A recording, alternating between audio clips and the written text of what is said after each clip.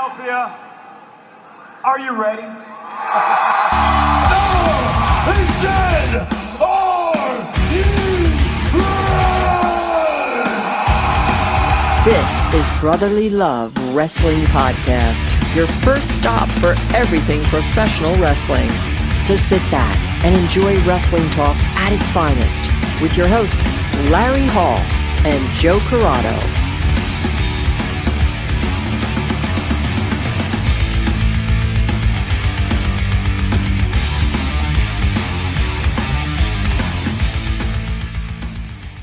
Welcome to another edition of Brotherly Love Presents Fallout, our new debate show. And joining us today from one of our favorite accounts on Twitter and one of our favorite pods is the Heels, Pops, and Chairshots pod. Joining us, Myzchief, Vick the Villan. And guys, thanks so much for joining us. Thank you, man. Thank you for having us, man. It's a pleasure to do this, man. Yeah, can't wait to kick your ass. You know, they came on with their fancy nicknames, and I feel like we need nicknames now. I'm thinking Joe Thunder, right? That works.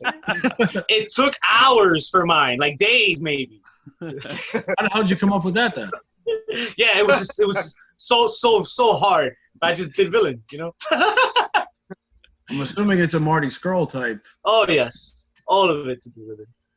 Good choice.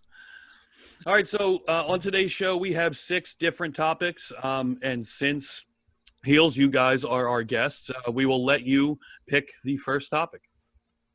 Go ahead, Vic. You got an idea? 1 through 6. Yeah. 1 through 6. I want to talk about.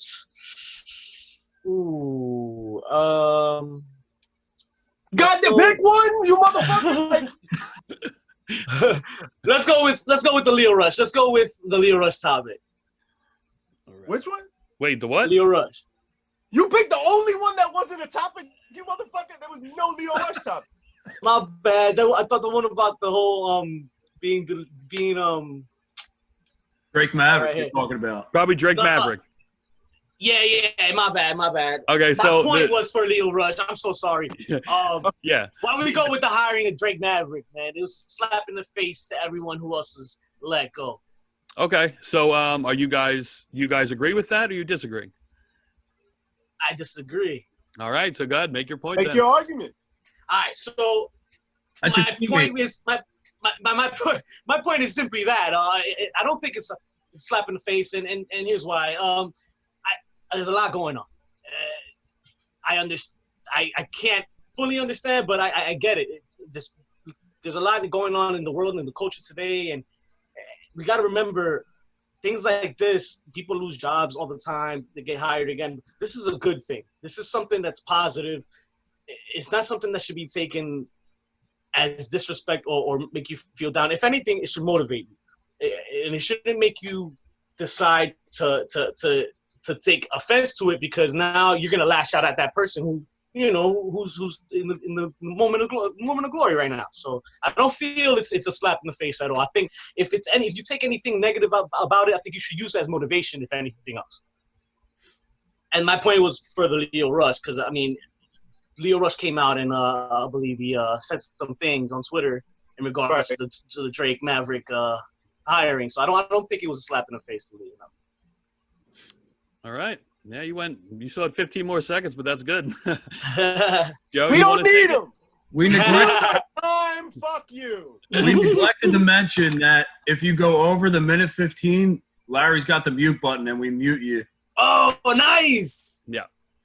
And then we put a nice graphic over your face. I will, by the way, when you guys when you get close, when you get like within 10 seconds, you'll see my hand go up.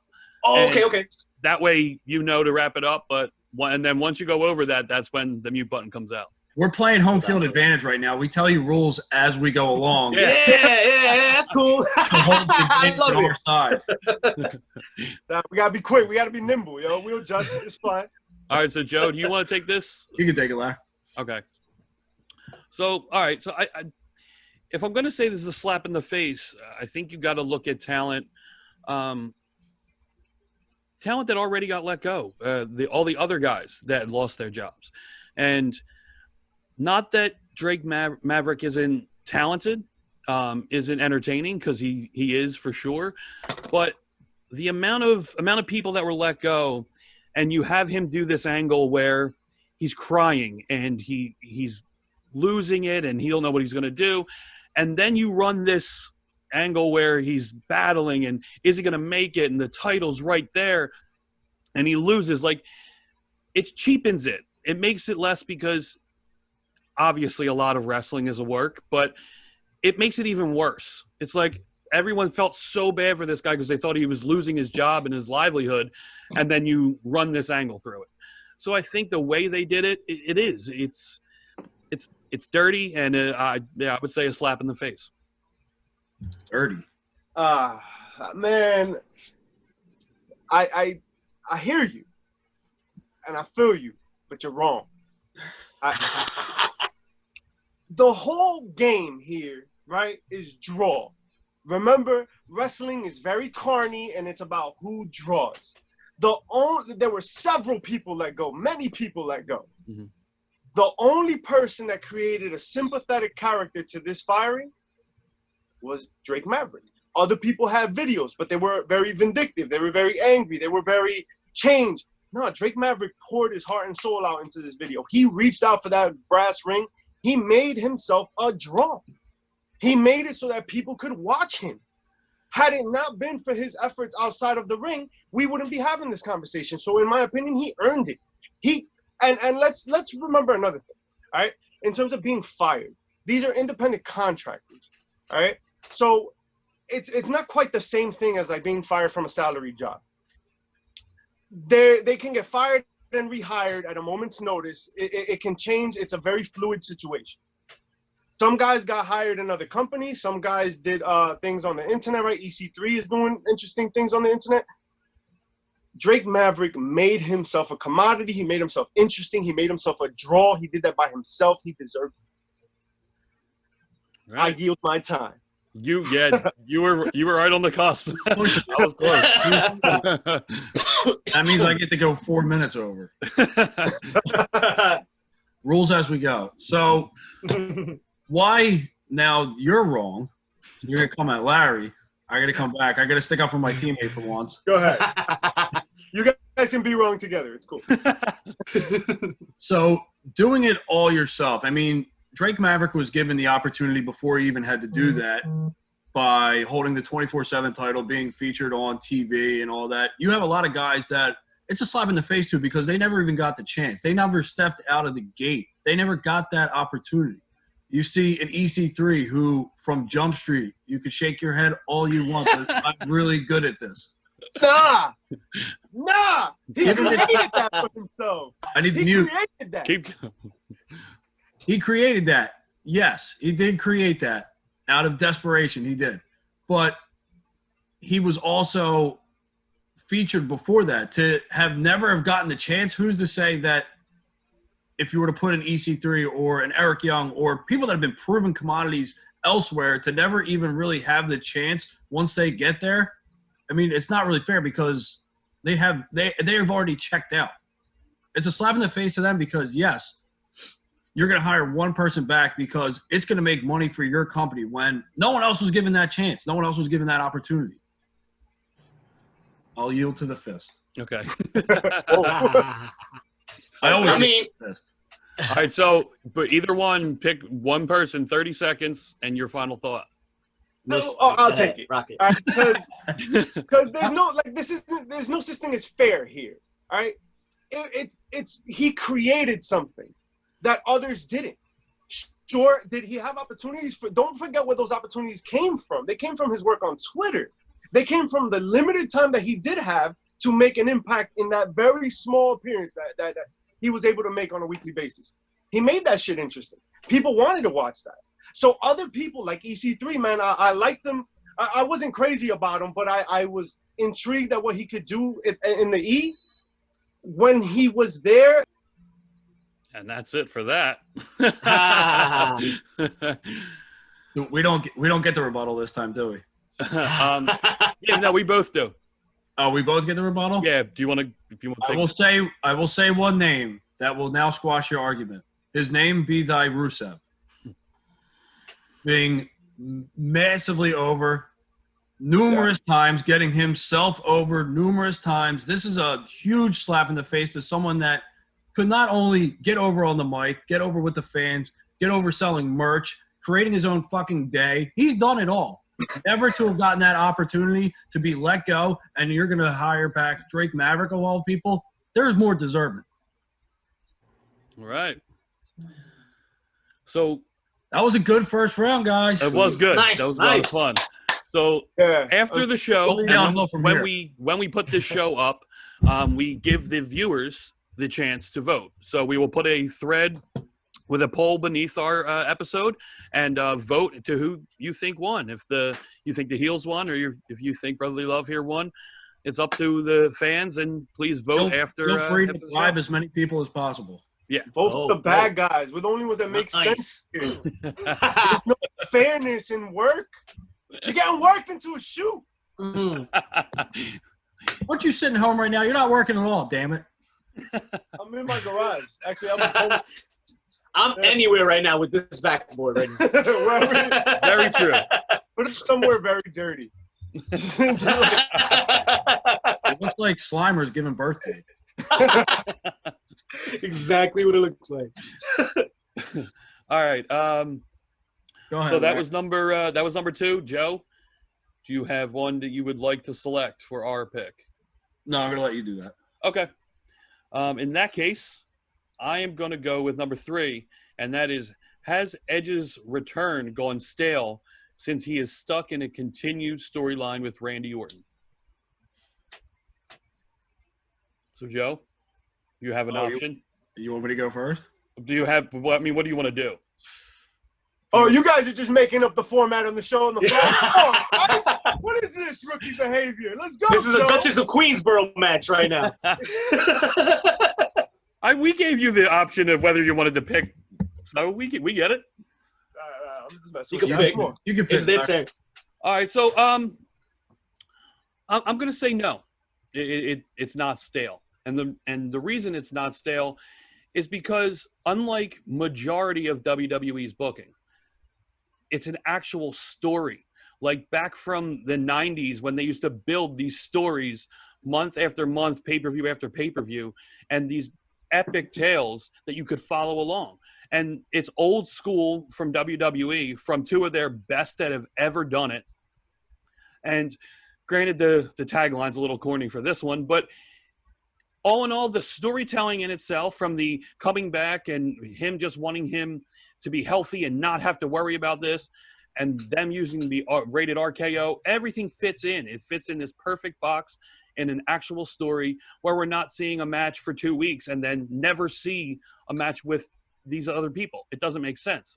So this is one of the best storylines going in WWE, and it no way is getting stale, even if it's the second match. Vic, you want to go? Well, yes. Let me get at it. Edge is your boy. It's my boy. I was there. Royal Rumble, Blue 42, cheering, marking out. I heard the song. I called it in the evening too.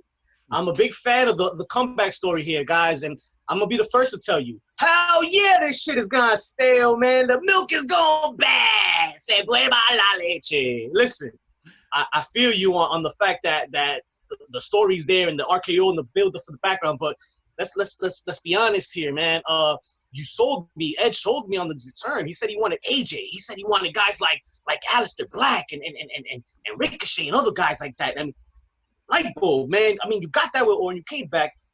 You just had a monster WrestleMania match with him, which I believe was a success. Now, let's give him some arm bars and small packages, right?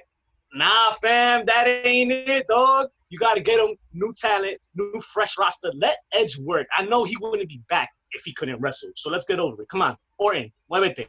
Go ahead and start the beef with Ciampa. All right. Go ahead, Joe. There was a lot going on with that one. All right. So I took him on a little journey. I appreciate it. Now let me bring it back to reality. It hasn't gone stale because you give probably one of the best when he's a heel would be Orton. When he's a heel, he's at its best. And you give him someone like a returning Edge who, like you said, everyone marked out. Everyone was fucking excited for Edge to come back. So, I mean, having one of your best talkers, one of your best in-ring guys, someone that knows how to slow down a pace of a match and tell a story, no, it hasn't gone stale because that's what's missing from wrestling. Storytelling is missing from wrestling. Everyone wants to say, oh, give him Aleister Black, and then it's done, and you've already got it. I mean, giving things time to develop and actually being able to see things unfold and different layers is what wrestling was great at and what it's gone so far from. I mean, yeah, you can have AJ Styles do a bunch of flips and a Pele kick, and then you can have Aleister Black do a couple flips and a side kick, and then you can have someone else come in and do a cross kick. But it's all going to be the same thing against Edge. I mean, let him engulf himself into a story. I mean, that's what it's all about. All right. That's cute. It's adorable. To live in such a fantasy land where, like, we could just do this one storyline for fucking 17 years, bro. That's it. That's it. We're done, yo. You cannot go from killing the man on top of a fucking semi-truck to a wrestling match. To your point, right? We've all complained about storytelling and how short-sighted it is. And yes, when Edge came back to jump into this RKO storyline, awesome. Love it. Then it died on top of that trailer. It was done. You can't, like, continue. Like, there's got to be a crescendo. There's got to be a come down from that. You're not going to just come to a regular-ass match. You got to go to something else. Move on. You wanted this. I would have sided with you, absolutely, if Orton would have came back later from an injury. Yo, you tried to kill me. Now we're going to do something else. Edge could have done anything else. He could have messed with anybody else, and it would have been way more interesting than what we're getting right now. The greatest wrestling match ever. But All right, go ahead, John. When there is different layers to this story that we are starting to find out, it is what rejuvenates the life that was taken out of Orton on top of that truck. It is the life that is being brought back into Orton when you bring back a key piece to the E&C connection and you intertwine him into this feud. Now you've got things that you can bring in from every part of their history. And you can hear kazoos. Kazoos. Yes. All right. That's exactly what wrestling's been missing all this time. Kazoos. You're telling me they don't miss kazoos? They miss a lot of things. Kazoos is not as high on that list as you think. Well, you guys get your 30 seconds. Go ahead. Whoever wants to take it. All right, so kazoos or not, man, I'm not trying to go to sleep here. I'm trying to watch some wrestling. And you booked it as the greatest wrestling match ever. If I've never heard Edge be so more depressed on a booking of a match in a main event in my life, he was so humble, God bless his heart. He didn't want to hurt nobody's feelings and whatnot, but he's like, you know what? I'm just going to think it's a rib, or I'm just going to try my best. Yeah, he's ready to move on. He's ready to get the hell out of Dodge and go start matches with AJ, go start matches with Aleister Black. And yes, he can go. He can fully go. Let's get there. Let's fucking go already. Come on. That's what older talent is for. That's what older talent is for. You put over younger talent. He had a nice little thing with Randy. Now let's put over some younger talent. I mean, I'm not saying AJ is a younger talent. I'm just saying the ripe old age Black, of 36. You like how we did? You like how we split that 30 seconds too, right? Like I got you. We didn't have to tag. We just jump in like that. You know, we quick like that. You know, Hey, where the fuck quick is your like that? All right. So you guys. This shit has glasses on top of glasses. I don't know what the fuck I expect. It's confusing. You ready for anything, baby? I've been telling them about that shit. But when it's getting ugly outside, I gotta cover these up, baby. Dude, those are like the throwback to the old person glasses that turn like day to night glasses or sun to dark. You have the old school The transitional shades. Yeah, they're transitional, but for the older generation. Oh, yeah. Trailblazing in the 1800s. Trailblazing. All right, so I believe we get to pick. Yes. Yeah. Yeah. All right. Let's talk a little. Let's talk a little AEW, shall we? Sure. Okay. We love a little. Will FTR flourish in AEW, or will they fall into the same traditional tag team wrestling stigma?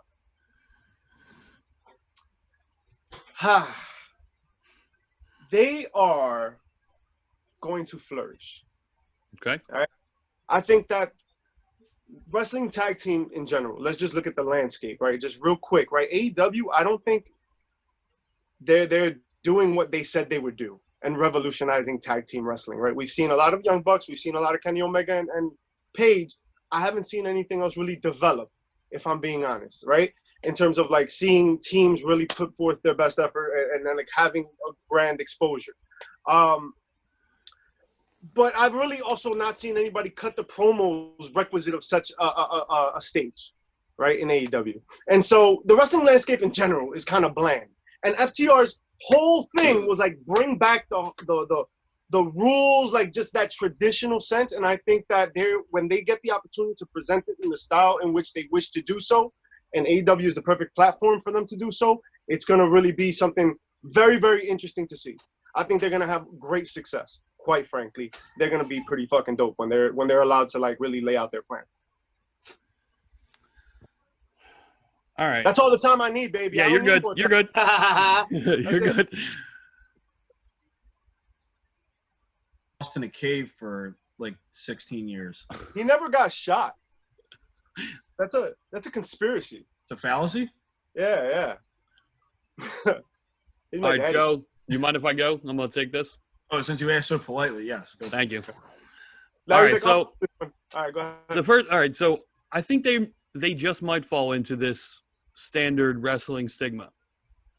And because we're debating, the one thing I want to touch on real quick, and I'll get back to it, is you said AEW wasn't really giving anyone that shining moment and stepping up. The best friends, they've gotten so over, and they're one of the best tag teams. They're the #1 contenders, going to be at Fyter Fest.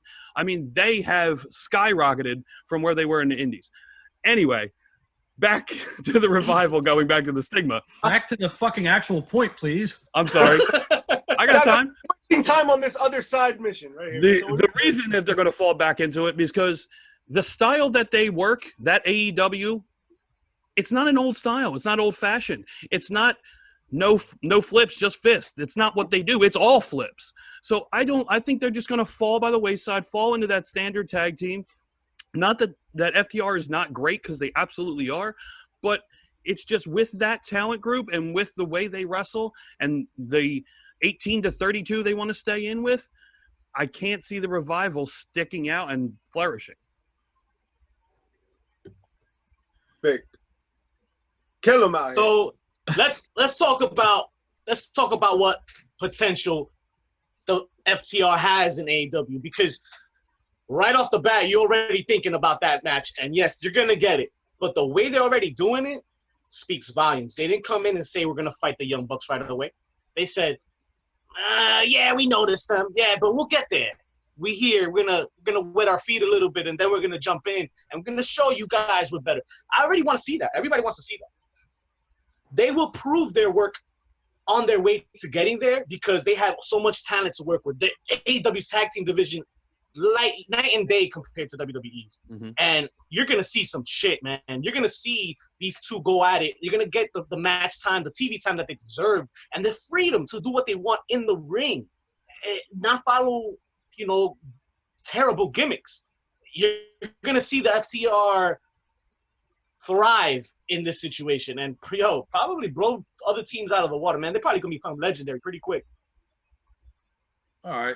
So I'll go with this argument. I'll take it away from a little off of Larry's course. I mean, I think that, yes, the expectations for them are huge, and the way that they were announced was huge, and they came in, they're on fire already, but I feel and I fear that they're going to fizzle out quick, because AEW's past booking has been, we're going to blow our nut right off the bat. I mean, right off the bat, you get Jericho, Omega, you get Jericho, Moxley, you get Moxley, Brody Lee.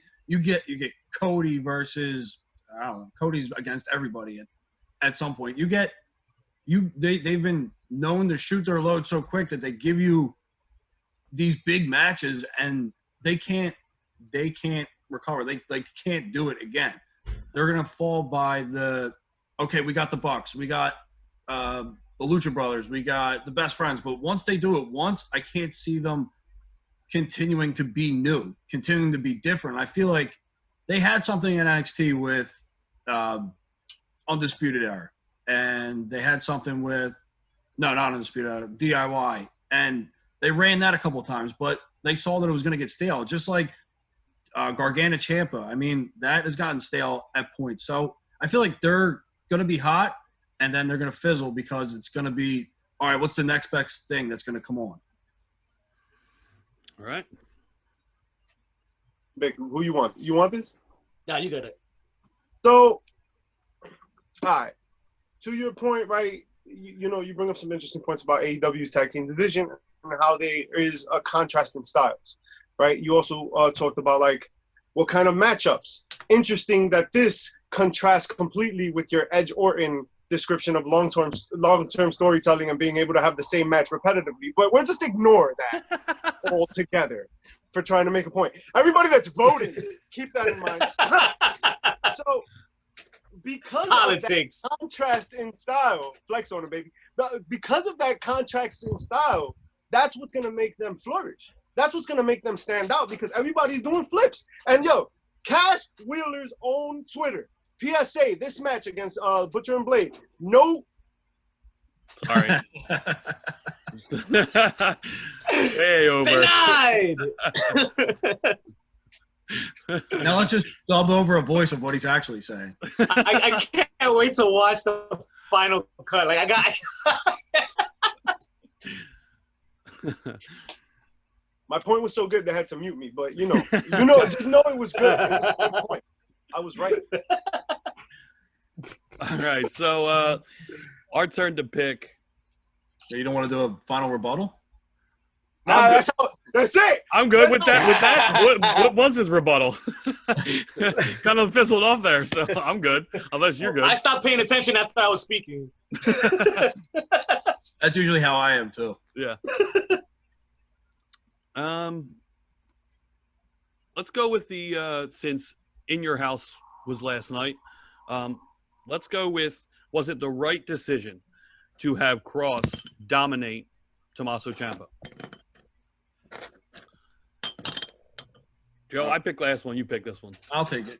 Okay. I think it was absolutely 180% the right move to have him dominate Tommaso Ciampa.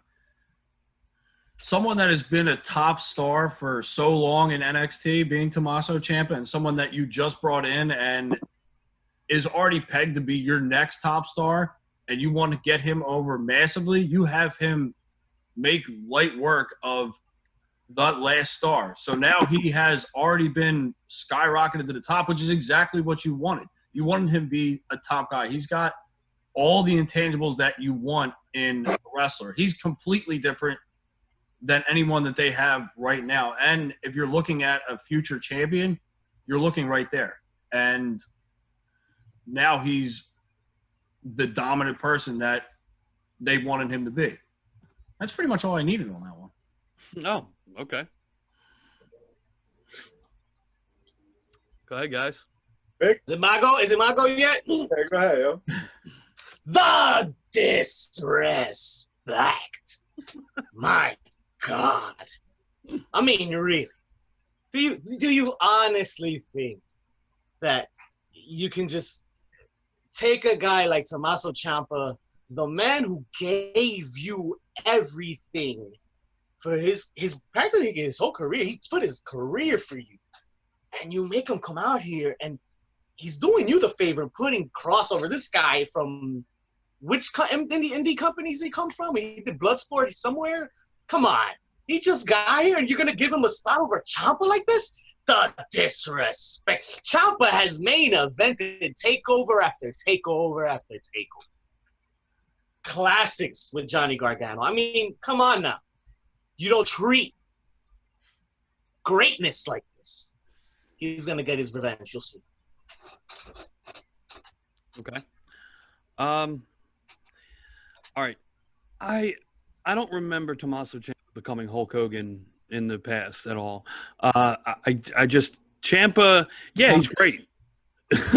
he's great, and he's done a lot with NXT, and he's definitely one of the flag bearers with NXT. But this is the possibility of the next big guy and superstar in wrestling. We've been waiting for it since Cena left. Roman has been there, but as far as the guy without a doubt, I think this Killer Kross, Karrion Kross. I'm mixing all over the place. You got to get his name right, man. I think this is his time.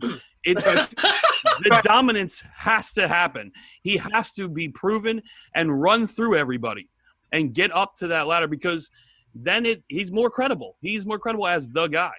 And that's exactly what WWE needs. But why have him run through? He doesn't have to run through everybody. He doesn't. It's more compelling if he doesn't. What if he has a really dope match with the whole match was dope. It could have continued that way, and Ciampa could have gotten the W. See, right? Ciampa could have gotten the W anyway in a hard-fought loss, and it just shows that Kross is a badass motherfucker. I think, listen, it wasn't a squash match, all right? Ciampa tapped out, and I think that helps. So, to that end, there's that. But I just don't – I love Killer Kross, man. I loved him in the Indies. I loved him in TNA, right? That rookie-ass indie company that you were talking about, with the best women's division in all of wrestling. But Facts on facts. Facts. But I just didn't feel like it was necessary to just have him blow his load, just start, like, chopping through the top of the card. I don't think it was necessary. They have to do it. All right. I mean, you kind of do, though. I mean, if you're supposed to be the badass, which he's already supposed to be, you kind of do have to chop through the top of the card. That's where you want to start. You want to start taking heads and taking names. And Tommaso Ciampa's arguably, besides maybe Adam Cole, the biggest name that they have. So you're there to prove a point, and why would you not want to destroy all of your competition? Yeah, they could have a competitive match. It could be great. It could be a 25-minute banger, but that doesn't get the point over that they want. They want a monster. They want the next big thing. They want to make up for what they did with Braun Strowman. And this is how you do it. All right. Guys, 30 seconds. Which one do you want? Listen, that's your boy. Again, I love Kross, and he's going to do only great things. I think that creatively, if given the opportunity, and it seems like he is given the opportunity here, because everything, it feels like natural to his personal character progression. I just don't see the need to have to chop through the card like that, because then what? Then what? He has 2 or 3 matches where he dominates the 2 or 3 top stars, and then what? Then we're not compelled to see anything new. Give us a little bit of a struggle. Give him a little bit of pain, and then we'll see him grow through the card. You know what I mean? All right. So the bad guys are gonna pick now. Yes. Yeah. Let's go with number 1, man. I really want to dig into this. Do you think the fans show more appreciation towards wrestlers and wrestling in general when fans are able to attend shows again and there's a live crowd? Yeah, I'm gonna go with yeah. And let me tell you something about it, okay? I, for one, cannot wait to have myself another experience of pro wrestling at a live event, man. It's sitting here, let's be honest, man. We're watching these shows, we're watching the wrestling. Our favorite promotions, without fans, without the energy and the excitement, the rush that we feel, man. I was there for Hardy Boy's return. I was there for Taker, taking off the hat. I was there for Roxy in many moments, man. And those are shits that I will never forget. And I can't wait to keep continuing on and living those moments right back I'm tight. I didn't get to go to WrestleMania this year, which I paid for. I'm getting my fucking money back.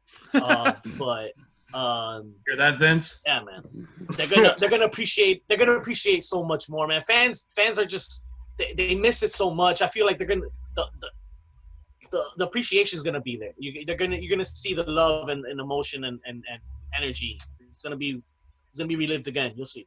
Big pop. Yeah, Pop. I think that's what you get. You get the big pop when it first happens, but then I feel like it gets worse after that. I feel like once the crowd comes back and now all accountability is back on the product, I feel like people are going to get antsy and they're not going to deliver. And look, everyone's allowed back in and it's the same shit. And it's going to almost be worse because I feel like people are going to be able to have that, oh, now we have the power to bitch even more. The crowd's back and nothing has changed. And I think it's split because I think AEW with their fan base, I think that everything is awesome mentality. I don't think that changes once the crowd comes back. I fear for WWE though, because if they get those loud pops and then they hear loud criticism right after that, I feel like that's where the wrestling world is at. Yes, fans will have appreciation, but I don't think it's going to last that long. Listen, wrestling fans, like everything, are scum. They're scum, and they're gonna bitch and moan and complain about everything. That is true. This is fact. It doesn't matter. All right, so I concede that point. However, those people are usually and will forever be the vocal minority. All right, they're usually the loudest ones, talk the most shit. But the majority of people do enjoy the product. Or else WWE wouldn't be where it's at, right? Like let's be real. All right, if everything was doom and gloom as we are led to believe on Twitter to begin with, they would be a floundering company. They'd be worse than WCW on its worst day. So that's all bullshit anyway. That's all because the vocal minority of wrestling fans bitch and moan the loudest. People will appreciate being able to sit there, being able to see it live from the indie fans all the way up to the big leagues. Is going to be great to be there and that energy that Vic was talking about, right? Experience that shit firsthand. He avoided the mute that time. Mm-hmm. Oh, I tried to like spit in that last word. I was like, ugh. Got it. All right, so the energy will be there. I get it. I completely agree. I think everyone can't wait, and I think going to an indie show, my skin is crawling waiting to go to an indie show. But I'm going to carry on with Joe's point of with the WWE, the fans, and Daniel Bryan said it best, are fickle. They are so fickle, and if there were fans when Edge was doing his promos in the ring and staring into the camera, never ever would have gotten there. Never would have gotten there. Because there would have been fans, asshole fans that want to chant CM Punk for no goddamn reason. And any kind of other stupid chant. And that's what they're going to do. And they're going to hijack Raw and hijack SmackDown. And that's all they want to do. They want to get themselves over instead of doing their job and getting the guys in the ring over. It's just going to be a matter of time. In the beginning, it's great. We love everything you're doing until next Monday when we don't like what you're doing and we're going to boo you out of the building. I don't think it's going to get any better. I think, like you said, in the very beginning, it's going to be magic, and then it's going to be Tuesday. And it'll all be all different. So, no, they're not going to get much better.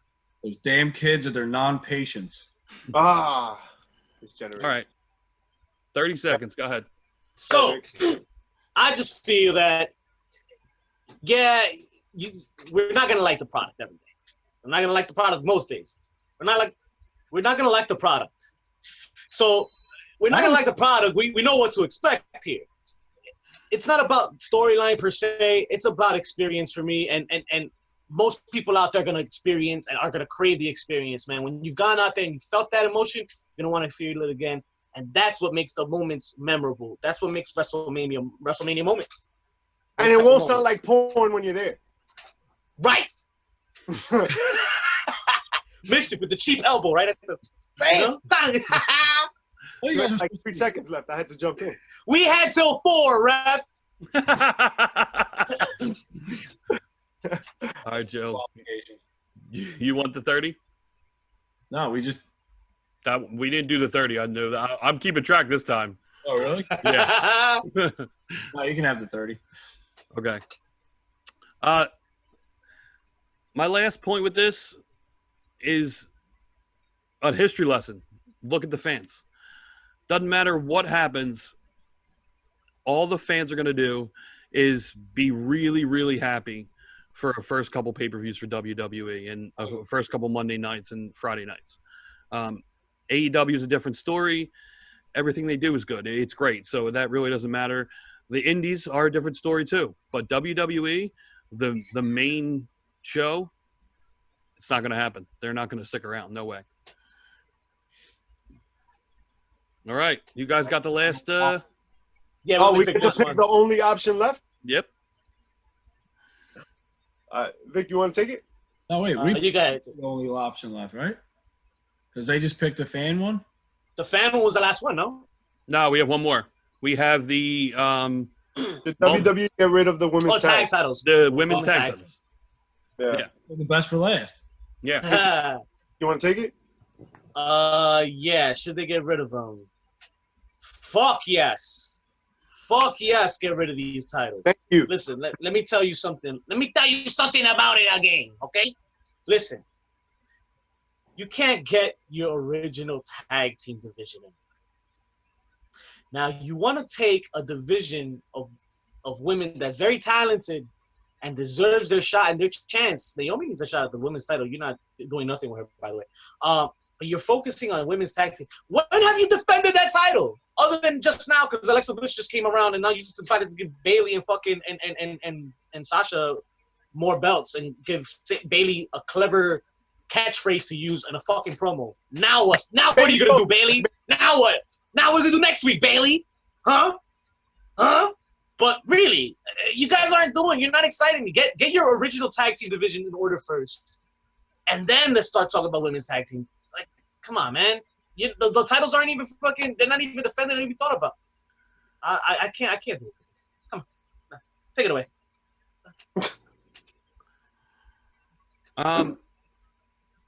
So, by your logic, we should take away the Loosely defined logic.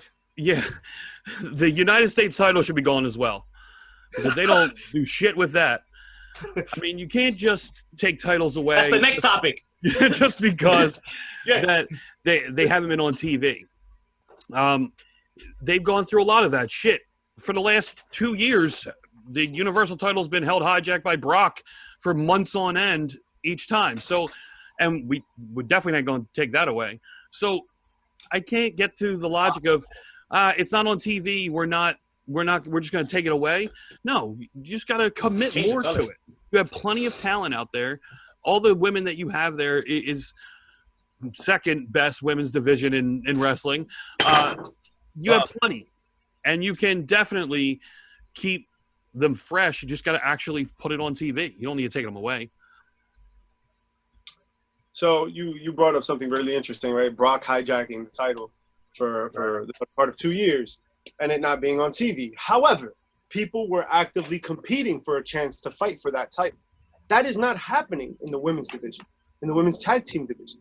There's no sense of people vying for position in the women's tag team division. In fact, if you really think about the women's tag team division, there is only one real tag team in the women's tag team division, and that is the Iconics. Everybody else is just a group, together people. All right. Why even create the women's tag titles? All reports that have come out have said that when they created the women's tag titles and when they debuted the women's tag titles, they literally had no plan for it, and they were like, "Fuck it, we'll figure it out." Why? And I get that it's an opportunity for women to present themselves. Shut the fuck up. All right? It's an opportunity for women to present themselves on TV. I get that. And not having this title doesn't give that. But having a mid-card title, having an opportunity for women to, if you're not going to have tag teams, then have women vying for singles titles. And it doesn't have to be the world title. It could be some sort of European title, right? Some sort of mid-card. All right, to that point, why not? Why can't the tag titles just be the mid-card title? Why can't the tag titles? I mean, women are in the minority of wrestlers. They're not, by any stretch of the imagination, they don't overpopulate the wrestling world. So the ones that you have, I mean, you have your top stars, and you have people that you can intermix in there for the main title. Like you've had Carmella as champion. I mean, you've got some people you can intermix. You have not only your Raw and SmackDown rosters to go off of, but there is no reason why that you can't utilize your NXT women's roster, which is probably one of the better women's rosters, if not the best. And I mean, yeah, it's unfair to say that, oh, yeah, women are single stars, because they kind of came in as single stars. There's not many women's tag teams out there in all of wrestling. There's very few. So how do you get tag teams? You have to put them together. You have to see what works. You have to gel together. And I think it's a great opportunity, because now you don't just get singles matches. You don't just get one-on-one matchups. You're able to involve more people. You're able to involve 4 regularly, or you can make it triple threat and utilize 6 women. I mean, it's great for them, and it actually brings meaning to what you're trying to do. You're not muting me, motherfucker. On your team. All right, 30 seconds, guys. Vic, go ahead. Myzchief. Okay. I was gonna give it to you, but you know what? You want him to be the mid card, and that's great and all. Nice, dandy. But there's no time. There is no time. You have a 3-hour show. Remember, only 3 hours of Raw to fulfill, and you're going to give too many time slots to Seth Rollins and then somebody else, and then Alexa Bliss got to get her talk show. So then, how are you gonna sell me these tag teams that you're creating? I'm not gonna see it. You're not gonna. You're lying to me. Lies. No bueno. No bueno. If it was executed correctly, then yeah, it'd be great. But it's not, so it sucked. Basura cow.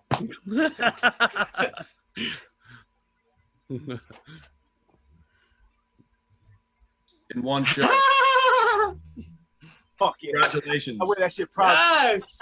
We out here breaking records, baby. Everywhere we go. We got to get any trophies, or we got to get like second place ribbons and start sending them to people. Yeah. I just want my participation one, and I'm good. Of course. Everyone gets that. That's the one I strive for.